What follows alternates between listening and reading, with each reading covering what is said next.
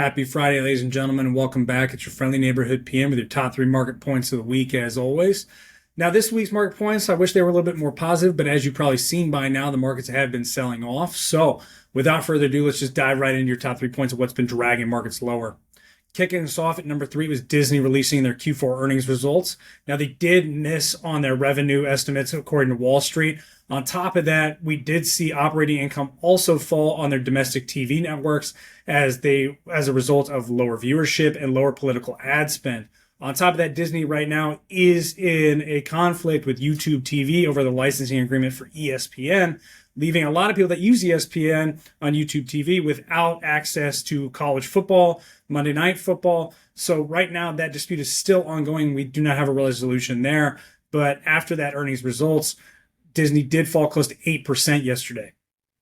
At point number 2, it's Bitcoin. So Bitcoin has now fallen below $95,000 a coin. This is the largest drop in the past 6 months, and it has been quite the steady decline for the cryptocurrency. Now, we did see ETF outflows of close to $870 million just yesterday on Thursday. This is some of the largest outflows of the ETFs since they were created.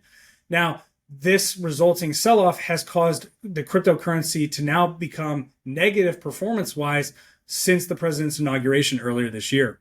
So lots of volatility going on in the crypto markets. And finally, point number 1, it's missing economic data. So once again, as the government shutdown has continued to progress, we've been left without official government data, such as CPI, jobs data, things of the like. Right now, we are still waiting on the October jobs report to be released. It was supposed to be released on November 7th. We're still waiting on that. And now it has come out and been said that it's most likely not going to be released with the unemployment rate data because the household survey was not conducted over this time. Now, in addition to that, we had the White House press secretary also come out and say that there's a strong possibility that the October jobs report and CPI numbers aren't released at all.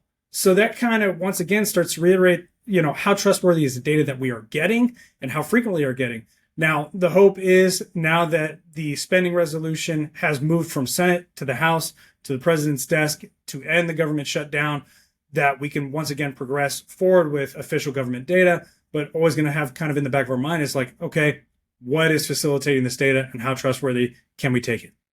Now, that's your top 3 points this week. What are we checking out for next week? Well, next week, after all the market action that we've seen this week, all eyes are probably going to be on NVIDIA's earnings reporting on the 19th. So as they report, we will let you know because as we've seen over the last 2 years, they are the AI darling. And as they go, the market's going to go for a little bit. Now, that does it for this week's video. As always, if you have additional questions, please reach out to your financial advisor. And if you don't have one, please follow our link. We're happy to get you connected with somebody. But in addition to that, please dig into the written weekend review. But as always, like I always like to say, while the weather's still nice and it's not too cold out, please go out, enjoy your weekend, and we will see you the same time next week. Thanks again.